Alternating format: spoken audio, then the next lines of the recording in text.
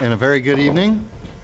Welcome to the Bedminster Township regularly scheduled Township Committee for October 19th, 2015.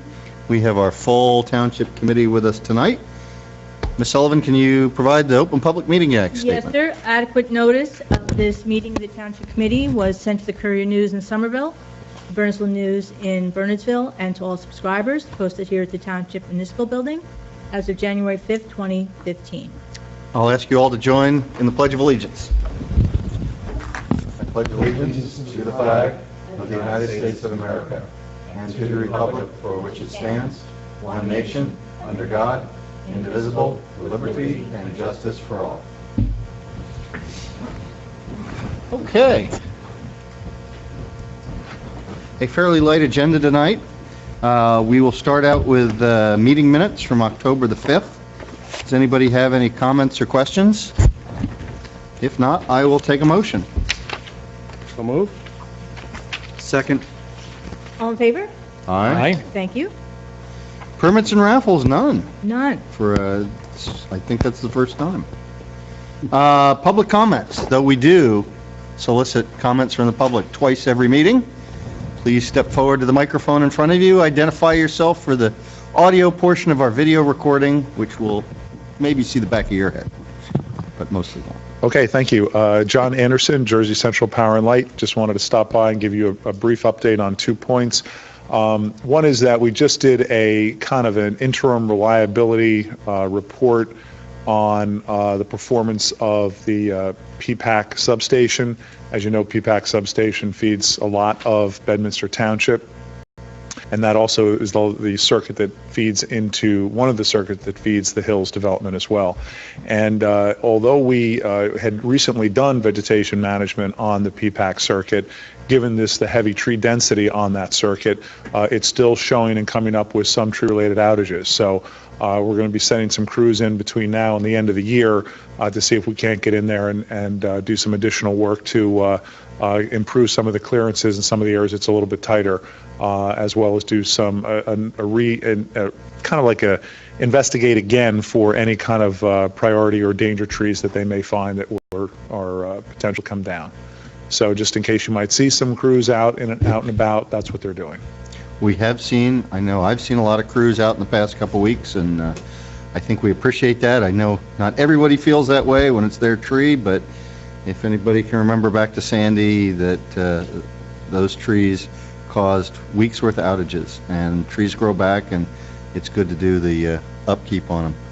Just curious, as you're looking through the reliability, specifically up in the hills, what are you seeing? Are you seeing those nagging, 90-second outages that, people, what we hear is people come back in the hills and they come back at the end of their workday, and 4 or 5 days out of the month, they got to reset all their clocks and everything. And it doesn't, or they wake up in the morning and things, is that what you're seeing when you're talking about reliability issues, or are you seeing other things? No, most of what we're seeing are what we refer to as a sustained outage, and that is an outage that's lasting more than 5 minutes in duration. Okay. So again, what folks may be seeing is they're seeing that protection operating. That in other words, if you have one of these momentary trips, is what that's referred to, is where it's something where we have the equipment is set at a certain sensitivity level, so as to perhaps operate a recloser or maybe operate the breaker at the substation without necessarily blowing a fuse in the field. Once you blow that fuse, then that requires a crew has to go out, investigate, find it, go up and refuse that particular piece of line. So that's the difference between a sustained and a momentary. But what we have found is that even though by and large the weather's been good this year and we haven't had a lot of outages, but we have found when we rack and stack them with some of these circuits that are more heavily treed than others, it's just a constant battle to try to keep ahead of that. So that answers your question. John, if I can add, and Mayor, normally I see emails or phone calls from people in the hills if the intermittent outages are a problem. And I have to say, and I don't know, Judy, unless you have they've been contacting you in lieu of me, but I have not been contacted in quite a number of months with any complaints on any of those intermittent outages. So I think it's a good thing. Great. All right. Well, I'm glad to hear that. If there's any other questions on that, I just wanted to move to a completely different topic. Sure. On November 17th, we're going to be hosting a Power Systems Institute or PSI program orientation session at Raritan Valley Community College. And just to refresh everyone's mind, we've been doing this for a couple of years now, and that's where we are looking for folks that are interested in becoming either a lineman or a substation worker. And this is someone who obviously enjoys working outside, working with their hands. Can be a very rewarding career. What this orientation will be doing on the 17th of November is just that. It just kind of provides an overview of the program. This is a 2-year degree that you earn where you are splitting your time between taking courses. You'll receive a 2-year associate's degree in utility technology. At the same time, you're also going to line school, which is out in our Phillipsburg facility. So you're taking classes, you're going to line school, doing this where it's in essence, full time. And so that it's not where you're able to say, I'm going to continue to hold my full-time job doing something else and then do this on the side. This is a full-time commitment. Whenever classes are not in session, you're actually then working at the company as an apprentice to earn that degree. And when you successfully complete the degree and have an appropriate GPA as well as the recommendations of the instructors, there's no guarantees, but you may also then be offered a full-time position with the company. So again, this is November 17th will be the orientation, and what this is that looking to get as many folks interested as we can into the pipeline, and then really you then begin to kind of thin the herd, if you will. You take folks out, you bring them out to the line school, you have them climb a 40-foot pole, and some people decide maybe this isn't for them. So the idea is you pare the class down so that you wind up between 20 and 30 folks for the class that would start then next fall in September. So just again wanted to make everybody aware of that. You can certainly go on our website, firstenergycorp.com, and click on Power Systems Institute, and it will break it out. We've got these programs running throughout our service territory. Well, very good. And now that we have video, maybe we know that you come to us on a pretty regular basis, and maybe some more folks will see you and hear you accessing our video. So, excellent. John, thanks for coming out. Thanks for keeping us up to speed. I appreciate that. I was seeing everybody again. Yeah. Thank you. Thank you. Thank you, John. Any other comments or questions? Seeing none, we will move on to monthly reports by our subcommittee chairs. And as we do traditionally, we'll start with Mr. Payne. Thank you, Mayor. Good evening, everyone. Just one quick thing. I attended the Somerset County Governing Officials Association dinner last week, and as most of you know who have attended, it's always a worthwhile event. And besides interesting speakers, it's just a great way to get together with all the other elected officials. Is this a media person? This was a media, Brianna Venosi with Channel 12 or NJTV. So she was a very good speaker, and we had it down in South Bound Brook, which is I think the first time that we've actually been in South Bound Brook in quite a number of years. So it was a different venue, different location, and different municipality. And on just a side note, it looks like I'm going to be president of the association next year. So congratulations. Well, All right. I don't know if it's congratulations. Now you got to work and find a good place to have the meetings. Bernie, if there's anybody on this dais that knows somebody that can get a good meal, I think you're well qualified. And one more thing, for those of you that are going to the league on Wednesday, the 18th, from 8:30 to 10:30, the Governing Officials Association is hosting a cocktail party. Actually, it's going to be like coffee, dessert, and cocktails, open bar at Caesars. So one of the rooms in Caesars. So if you're around Wednesday evening, certainly come by, because there'll be a lot of other elected officials from Somerset County there. All right. That's it.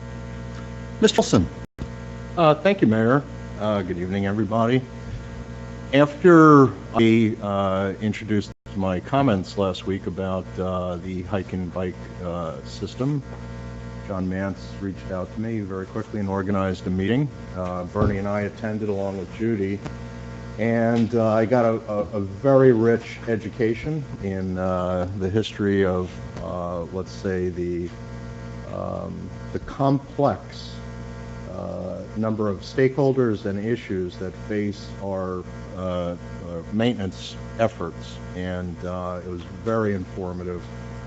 I think we walked away with a much clearer picture of all the different stakeholders who have played a role or who do play a role in maintaining various portions of the entire system, and some of the logistical issues, some of which have been caused by the turtle bastion that Overpass? yes, the overpass, but that the vanguard of very thick plywood prevents equipment from easily accessing what could otherwise be an easy cut with a scag or some other piece of equipment. But we're all aligned that it would be a good time to refresh a master plan or create a master plan, identifying all the stakeholders. I think the Pony Club has some interest. There's some interest in the Open Space Committee. There's interest within the Environmental Commission. There's a joint meeting of the Environmental and Open Space Committees in a couple of weeks, which I'll be chairing, and we'll use that as an opportunity to alert stakeholders that what we would like to do is to have a true master plan which identifies different segments and what the objectives and deliverables are as far as maintenance. So we're beginning that process now.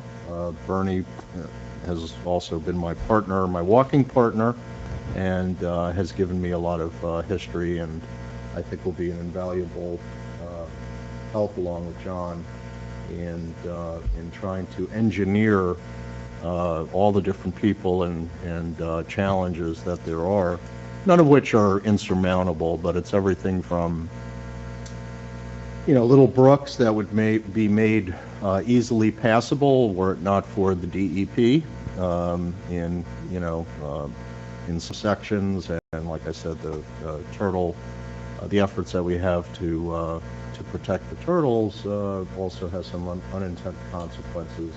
And there's a lot of different stakeholders who traditionally have volunteered to maintain different sections, and that's been done to varying degrees of call it quality or timeliness. So again, we had a great first meeting, and I think the next step is really to identify all the stakeholders and create a common vision and figure out really who's on board to do what work, and work together as a community to figure out how we can do that.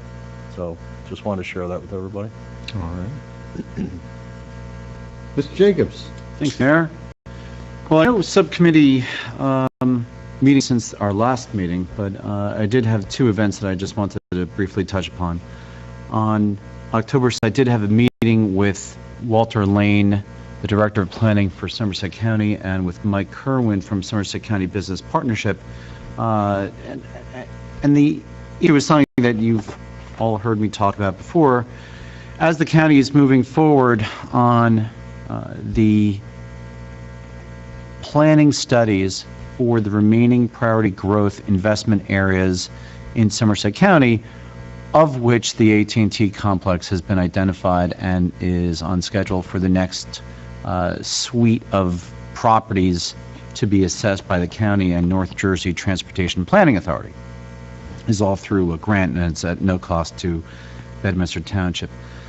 So I met with the county planner and with Somerset County Business Partnership on how the Township Committee sees AT&T, how we see that property, how we see the concerns associated with AT&T's long-term, or at this point, maybe even a midterm occupancy, and ways in which we can work to make sure that a plan is in place that could perhaps incent AT&T to stay a little bit longer, or to make a greater commitment to space at the complex, or alternatively, if we find out in the next few months or years that AT&T's occupancy is going to be limited either in space or time, that we are well situated for whatever event transpires with AT&T in the property.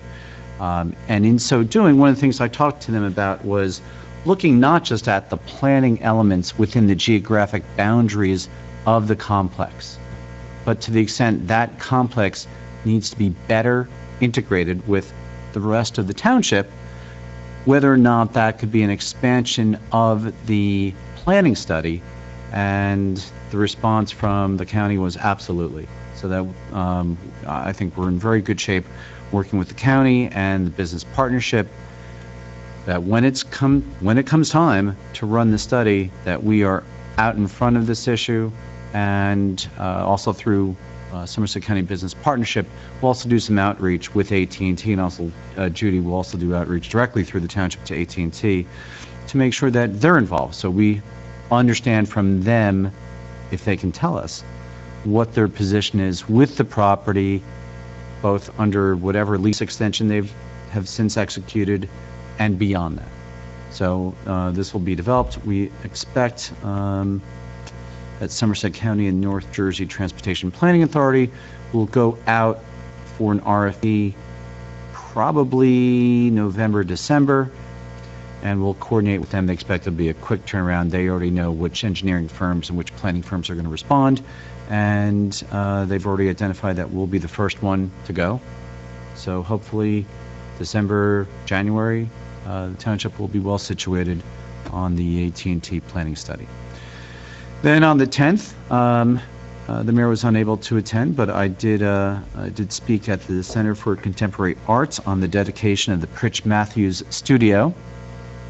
So I had a little bit of a research assignment to learn as much as I could about the Center for Contemporary Arts, and perhaps more importantly, Pritch Matthews. And it was a great event, and I certainly learned a little bit more about Bedminster, and certainly the fact that this emblem up here, designed by Pritch Matthews, and it was a well-attended event.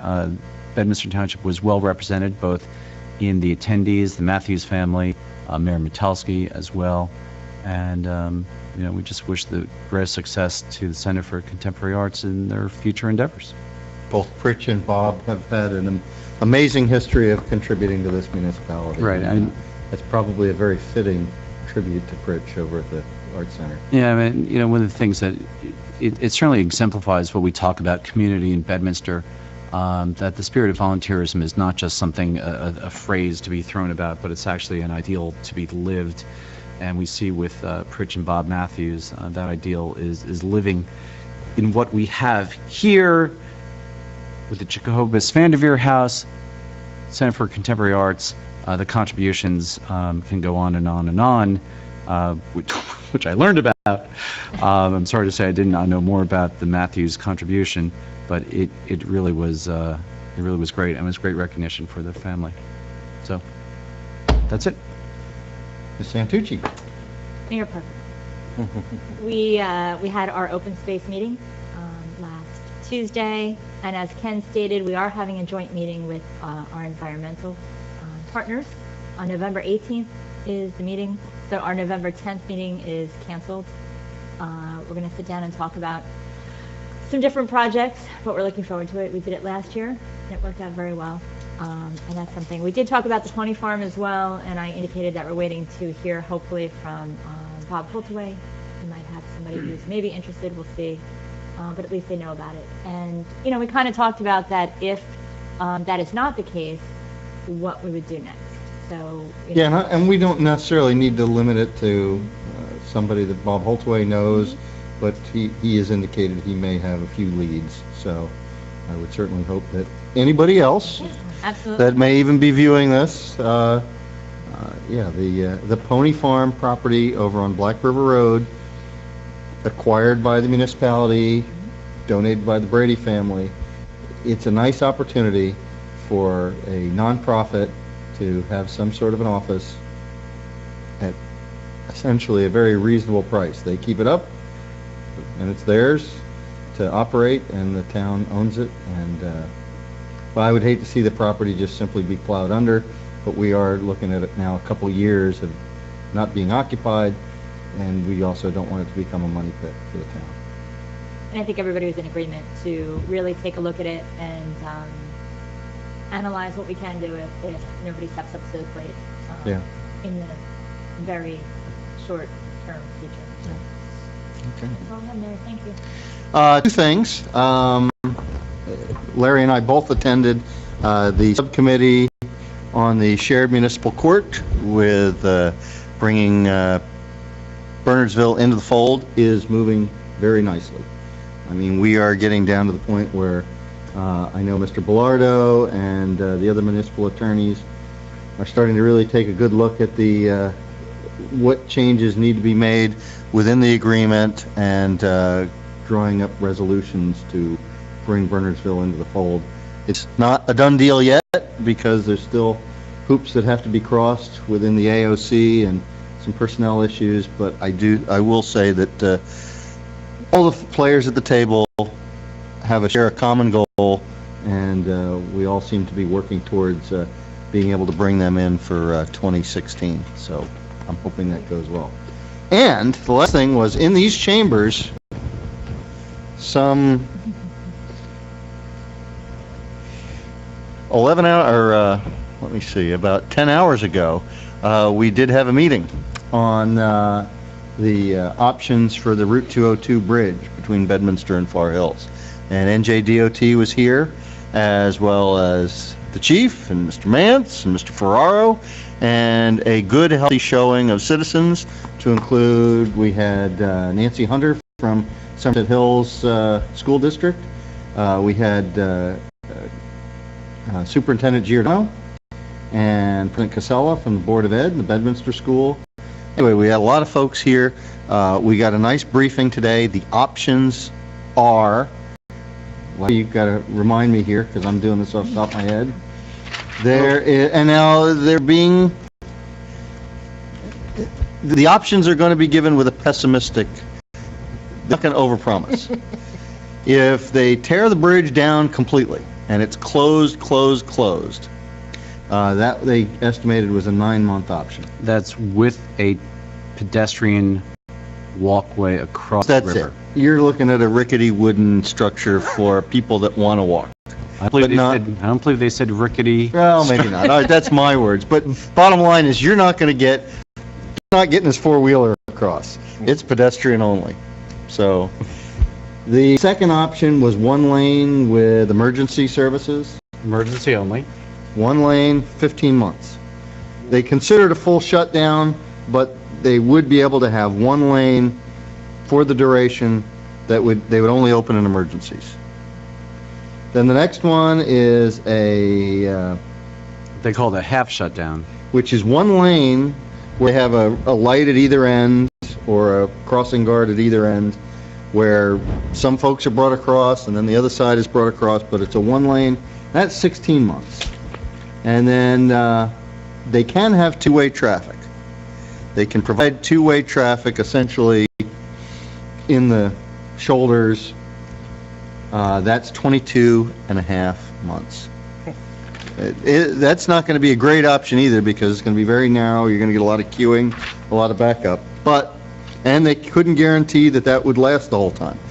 This is a bridge that was built in 1922. As they start digging through the demolition, and if they find that there's an area that's not, this may go out the window and it may go to full closure no matter what. But we did have a lot of folks providing input, especially from Old Dutch Road and that neighborhood, and certainly the school. And there will be a meeting next Monday that I will attend. Superintendent Wood is doing like Pete Miller used to do, where she's gonna have a meeting with all the mayors in the school district, and we're gonna talk about the school in general, but I think after that, or at the end of that meeting, we're gonna bring some folks together and get a unified view of the two school districts and the mayors on their opinion, so that we can hopefully, at the next meeting in November, come to the recommendation, at least from those stakeholders. And they said today, the NJDOT said today, what they were truly expecting, they would be willing to have a resolution from all governing bodies, all school districts, letters from individuals, but what they were truly looking for was a resolution with a unified voice from Bedminster Township and from Far Hillsborough, the two municipalities on either side of the bridge. And I think it would probably be best I would prefer it if all of our stakeholders were in agreement and that we spoke with one voice. I think that would be more powerful. So stay tuned. I know Trina and Judy may have some of the slides from the previous meeting. I don't think, Bernie, they changed from the previous meetings. And so I think, Ken, you're at the September 1st meeting, so those can be passed around if you need to. But we hope to have a good Was the 9-month option? I don't think the 9-month Maybe not. option was not. Well, that was kind of. They discussed it. We kind of brought it up, and they weren't really prepared to even consider it. They didn't think that we would even entertain a full closure. Well, So Judy, at the first meeting, they when we talked about, or actually it was the first aid captain had mentioned a complete shutdown as an option, and their gut reaction was a 9-month. Then in the second meeting, they sort of walked back off that 9-month Exactly. commitment, and today again they threw 9 months out there.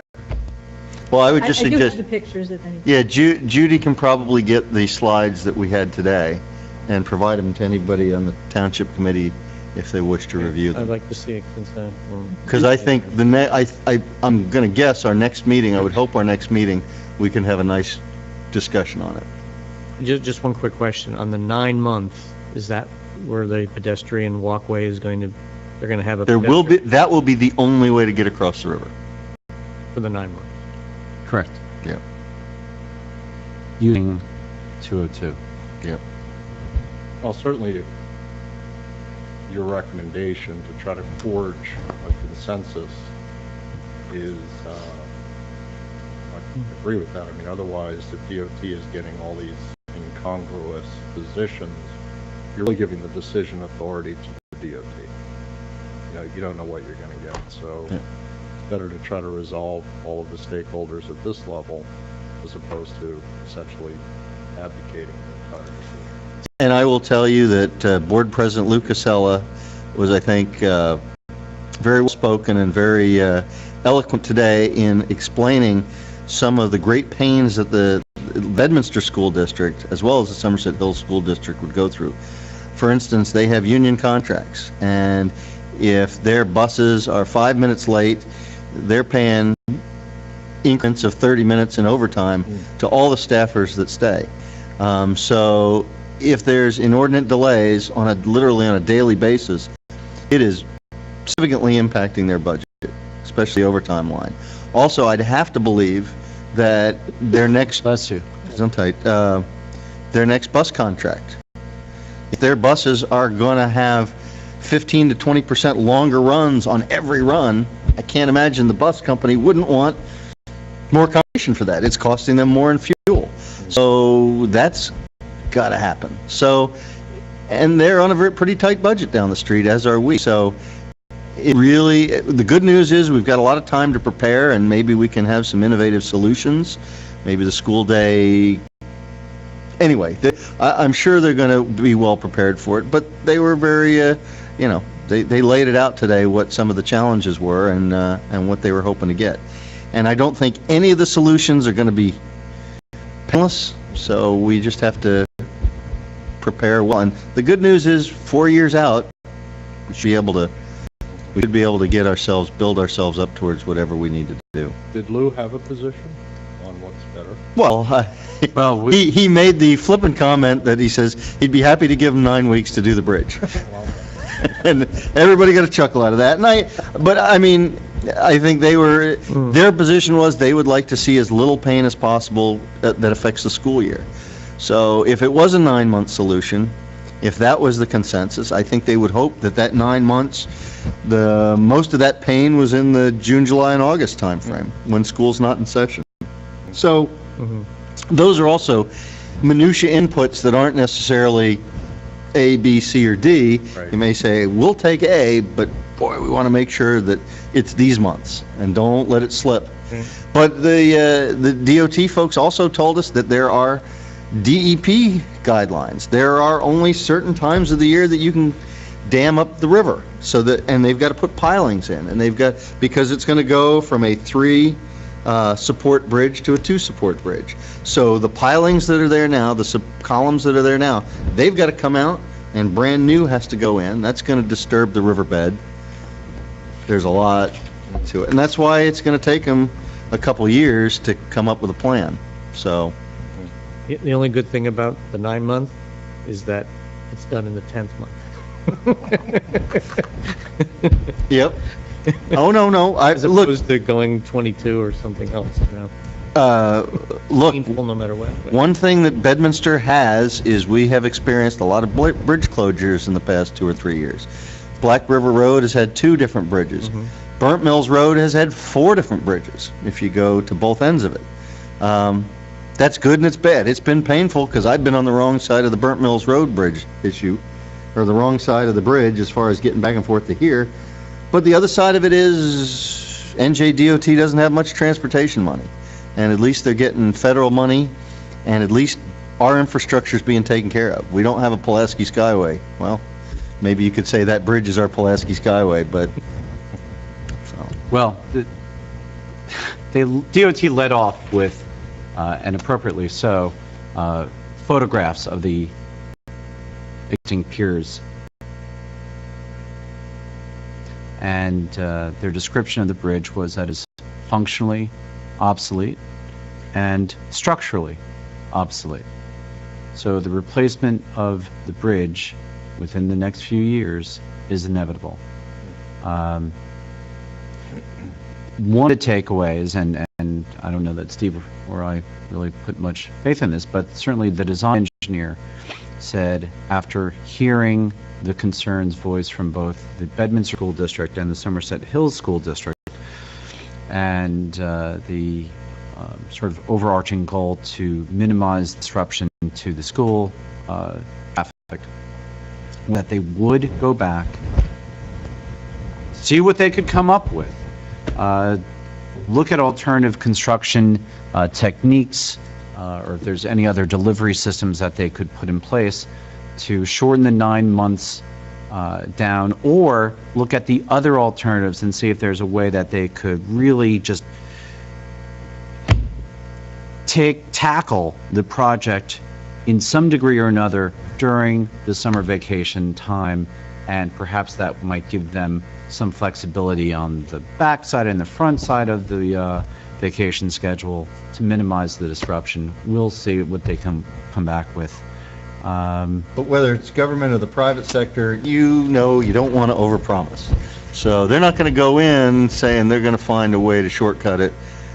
They'd rather tell you it's 9 months and do it in 7 than tell you it's going to take 7 and have it go into 8. Because that's... We can't do something like a General Patton Bridge over the Rhine like they did in Mayor that Bill was Mueller. mentioned. Mayor Bill Mueller specifically asked for a pontoon bridge or some such thing. But his point was well taken, that is there a temporary structure? And realistically, you get that in the 22.5-month option. It's not a separate bridge, but you're getting it piecemeal that allows traffic to flow, albeit slowly, and there's no great option, but we'll have to pick the least painful, and so more to come on that. And hopefully next time, our next meeting in these chambers, we will have a much greater discussion on it. To which we go to the administrator's report. Just one quick question. I'm sorry. Judy, The meeting was in this room, Oh, and it was video, I presume the video was The operating. videotape, if it isn't already on the website, I know it was all downloaded and formatted, it's ready to go, it'll be on at the latest tomorrow morning. That's great. So that's great. That is what we did tell some folks out there that, It might and for anyone even be already. who's listening to this, that they want to see click the one DOT. above or below, and Yeah. you'll probably see it. Right. on your- So I know it's ready to go, if it isn't on already, it'll be on first thing. Great, thank you. So now, administrators report. Speaking about the convention Bernie mentioned, just reminding everybody, it is Tuesday, November 17th through Friday, November 20th. Now, sounds like on the 18th, you've got your joint meeting in between for the environmental and open space. That's a really good point, Judy. Yeah. But Very quickly, November, all of a Right. sudden. Diane has made some reservations. If you're definitely not going, or you're only going for part of the time, or you have some questions, please reach out to her. She can probably answer any questions you might have about the arrangements that have been made so far. So, I also got, Pat Walsh sent some information out to everybody about Adopt a Family. They've done this a few years now. It's a great program around Thanksgiving time. They ask if you can donate $40. They will buy a full dinner for a needy family for Thanksgiving. And we actually have them out on our website. We have them on our front counter here at the township, and we've already had a number of people take them. So that this is a great idea, they can do it. And you can specify if there's a particular group or part of the county that you would like to be serviced, you can certainly choose that. So it's a nice program. It's on the website if you're interested, but I'm trying to put it out there. I wasn't here today, but when I get emails, I came back. I got a notice today regarding our healthcare budget for next year. Our Central Jersey HIF introduced their 2016 budget a couple weeks ago. From what I understand, the increase for the healthcare was somewhere in the 3% range. The prescription program that we have was a double-digit increase. Originally projected somewhere around 17%, but that was very preliminary. I have to make some phone calls tomorrow to find out what the numbers really are, but the information in an email you have in front of you says that part of the program for our prescription plan grandfathers some certain drugs to remain that they aren't the generic, and they would like to do away with that grandfathering component of our program, and this will save us money. If we wish to keep it, we may, but we have to make our mind up by this Friday the 23rd. I have to make a choice. I'd rather not just do that on my own. I passed it out to the chief and John. Maybe we could have a little subcommittee meeting between now and Friday that I can make some phone calls, maybe have a conference call with our representative from Central Jersey HIF and find out exactly what the impact is and the cost, and we can let them know what our choices are. So I know Bernie's pretty involved with the healthcare program. I don't know if anybody else is available. I'd like to sit down with some key members of staff and at least somebody from the township committee to make that decision. I'll be happy to So, do it if you do it this Like week. a conference call with the Central Jersey HIF rep and just see where this puts us. I don't want to jeopardize our PBA contract either. We have certain requirements that we have to maintain. So, I'll get a date with you after the meeting. okay. Okay. All right. Yeah, Judy, just let me know when you're planning Yeah, to do so I'm that. trying to put something together. Debbie Stern wants to be involved. She's here Tuesday and Thursday, so maybe I'm thinking Thursday Okay. might be a good time. And, Want to schedule it right now then, Judy? Over here? Do you have some time Thursday? Have to be early in the morning. Or How early is early? 8:30? 8 o'clock, something like that? All right, let me see what I can do. All right. I have to call and see if they're available. I'd like to do a conference call Yeah, right now it looks like that'd be fine. early Thursday. Anytime in the morning. Yeah, and anybody that, any department heads that want to sit in are certainly welcome. Okay. That's all I have. All righty. Thank you. Discussion of introduced ordinances. We do not have any, but we do have several ordinances to introduce. And we can start with ordinance 2015-009, which is an ordinance amending Chapter 8 of the General Ordinances of the Township of Bedminster entitled Building and Housing. This ordinance authorizes certain changes to the building and housing ordinance as recommended by the building subcode official. Public hearing on this ordinance would be scheduled for Monday, November 2nd, 2015, 7 p.m. in these chambers. And before we get too far into this, Mr. Bellardo, I think you had some input on the exemption clause? I did, Mayor. I cleaned up your exempt fee portion.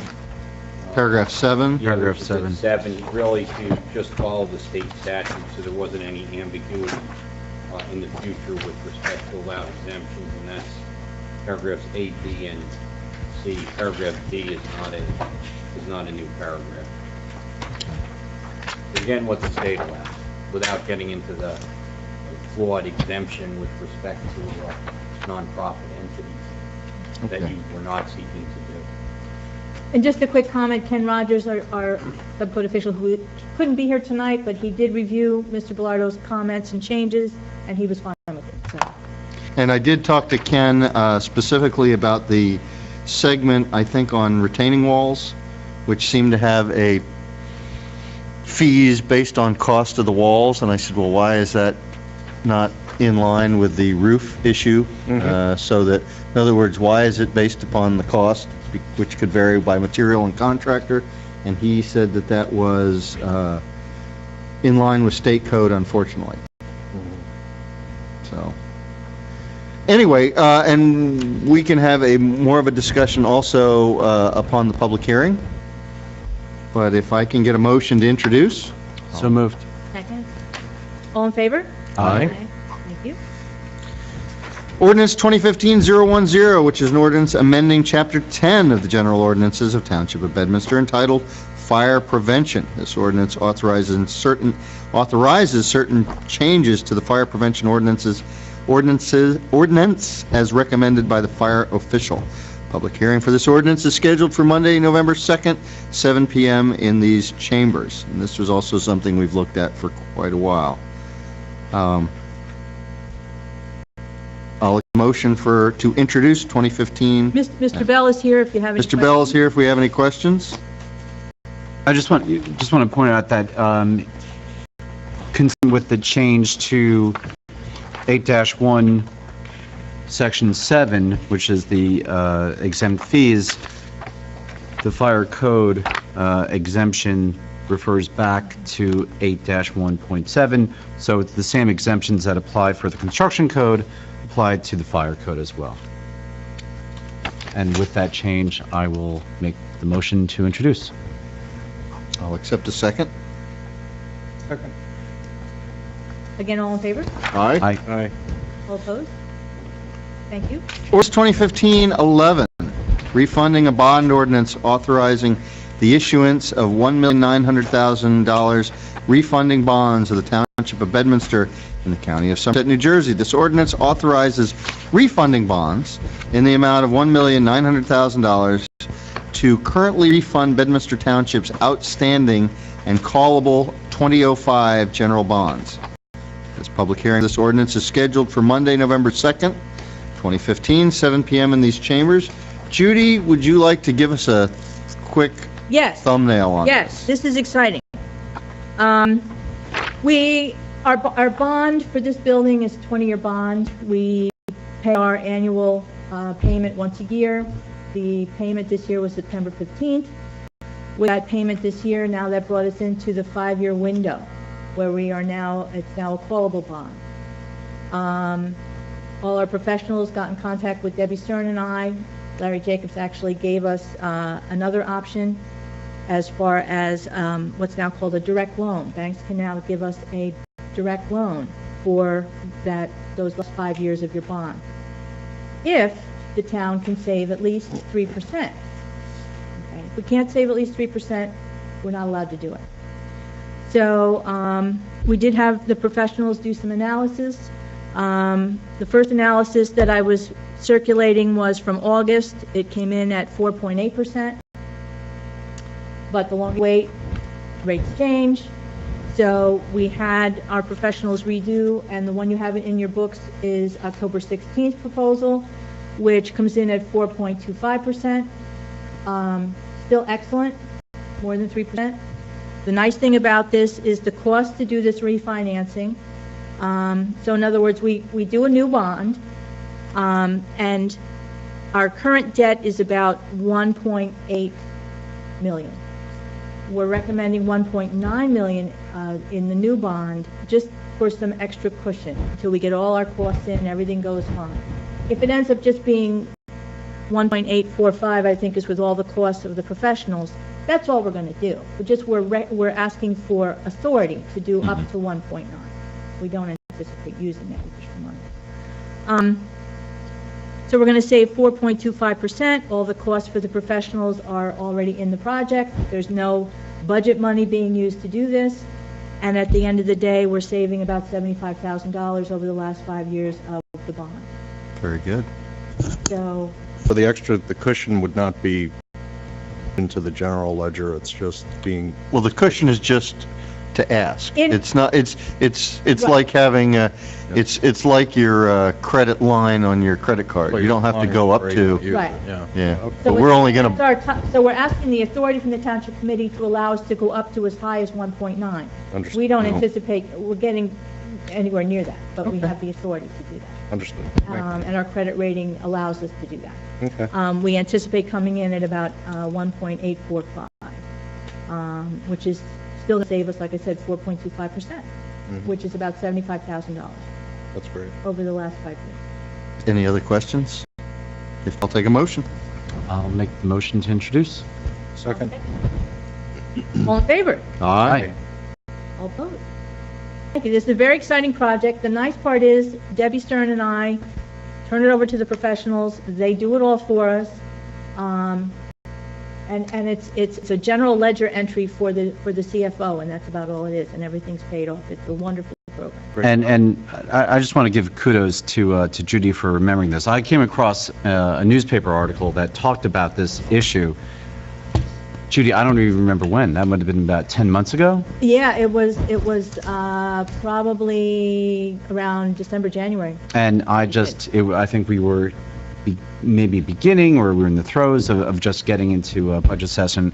And I remember coming across this article, and Law Journal. I read it. Oh, it was a Law Journal? Well, I saw your email. Yeah. And I sent it around, and then when I saw Judy last month, she said, "Your idea was great. We're going to do it." And I said, What "Well, I don't remember it." we keep blowing She it. remembered You it, said Bernie it all the remembered time. it. You think we don't read this stuff? I But didn't. thank you for picking it out of the ledger. Well, thank you to Judy for following it through, and it's great to see exciting. it work. I mean, any chance we can save money is Yes. exciting. Yeah, that's some real money. That's great. That is. Judy, please don't keep any permanent notes about what I say. All right, public hearing on ordinances, we have none. We don't have anything on the consent agenda, do we? No. All right. We do have a couple resolutions, 3 resolutions to be exact. Resolution 2015-123, which authorizes the insertion of a special item of revenue and an insertion of an item of appropriation for an equal amount in the 2015 budget to include funding for the Highlands Plan Conformance Amendment Grant. And this is this the checklist grant? This is an additional Checklist. grant. And I think the mayor received a number of emails and letters from the Highlands. We currently have a $94,000 grant that we're currently working with all our professionals. This is an additional grant for an additional $25,000 to complete some more steps in what's needed, like you say, with some of the fair share stuff that's going on. So we did get it. It's been approved. Frank Banish had to get his first report back to them, I think on the 15th. He did get a slight extension because it was a quick turnaround, but we're right on track, and we have to insert it in our budget right away, so that's why we have this.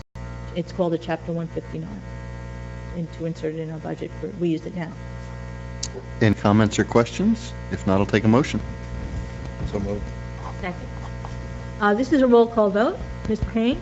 Aye. Mr. Olson? Aye. Mr. Jacobs? Aye. Ms. Santucci? Aye. Mayor Parker? Aye. Thank you. Resolution 2015-124, appointing Sherry Tracy a financial advisor. And is this, For this refunding bond, we need 4 professionals. We need an auditor, which we have. We need a bond counsel, which we have. We need to have a financial advisor, and we need to have an underwriter. So the 2 resolutions you're going to see in front of you, we did put out some RFPs. We got recommendations back. We actually called a couple towns that have recently done this locally, see who they used and what their preferences were, and these are the 2 people that came in on top. all right. Any comments or questions? If So these are the 2 individuals that have done this with other municipalities? Yeah, and I've worked with our professionals before as well, so. The costs are pretty much the same no matter who you go with, but. Okay. And what cost? I mean, we have a not to exceed here, but is that, That's the total package for everybody, and that's very high, actually. I think the bond counsel is around 15,000, the underwriter's about 10, the financial advisor's about 7,500, and the auditor's about 2,500. So our savings is going to be That's- net of all that It's extra cost? savings of 75,000, and that's rolled in already. That doesn't take away from that. These costs? That's These costs that's are all- after those the costs cost are of already paid. refinancing, and then Right. we'll save just... We'll still save 75,000. Okay. I'll take a motion. So move. Second. Again, roll call vote. Mr. Payne? Aye. Mr. Olson? Aye. Mr. Jacobs? aye. Ms. Santucci? Aye. Mayor Parker? Aye. Thank you. And Resolution 2015-125, appointing Brian Burke underwriter. Any other questions? If not, I'll take a motion. So moved. Second. Again, roll call. Mr. Payne? Aye. Mr. Olson? Aye. Mr. Jacobs? Aye. Ms. Santucci? Aye. Mayor Parker? Aye. Thank you. Next is the bill list. Can I get a motion for the bill list, pending the approval of individual invoices? So moved. Second. Roll call vote again. Mr. Payne? Aye. Mr. Olson? Aye. Mr. Jacobs? Aye. Ms. Santucci? Aye. Aye. I said it. Mayor Parker? Thank you. Aye. I think I said it. All right, discussion items. Does anyone have any new business? Because guess what? The old business, I think we've almost talked about. We did well tonight. If no new business, I will go to old business. We've already chatted about the Pony Farm. We did exclusive. We did significant discussion on the DOT project and the shared court. Does anybody have any follow-up questions to any of those? I hope to be sending out RFPs for potential professionals for our transport tomorrow, the next day. So Excellent. And when next meeting? Do we have? October 8th. No, our next meeting with the shared municipal court committee? Oh, I'm sorry. Next week, next Thursday? November 5th. Oh, November 5th. Okay. November 5th. And John and I traded some emails earlier about some follow-up questions to direct to Judge Saccone. Yes. And you're on top of that, I know, so we'll hopefully get some good news from the judge on expediting the process. Good. All right. Having said that, let's turn it over to public comments. Mrs. Payne? Okay. Seeing none, we will go on to Township Committee comments. Mr. Payne. Nothing further this evening, Mayor. Mr. Olson? Nor I. Nothing. Jacobs? There was a very interesting series of articles that was published by the Asbury Park Press and was picked up through the Gannett service on New Jersey taxes, not just property taxes, but certainly a fair emphasis on property taxes and the way the New Jersey tax burden is really constraining the economy and our residents and people moving in, people moving out. And really, if anyone gets a chance, I encourage you all to go to either the Asbury Park Press or to the Courier News website and just run through it. I mean, each article is in-depth, but they are quick reads, and it's interesting to see a newspaper that's really pushing and really just hammering this issue as something that affects all of us, from here we are in small local government all the way up to the governor's office and the legislature, identifying a number of issues that we deal with during our budget session, and we deal with contract negotiations and union negotiations. But it's really, there's certain sentiments that the newspaper expressed that I think that it really is in all our interest to read, and I just encourage you to check it out. That's it. I know a website we can link it to. Okay. So, no, that's good stuff. I did get the chance to read through some of that, and it is really well written. Ms. Santucci? Thank you, Mayor. I have nothing further tonight. I don't either. And look at this. We're going to be less than an hour.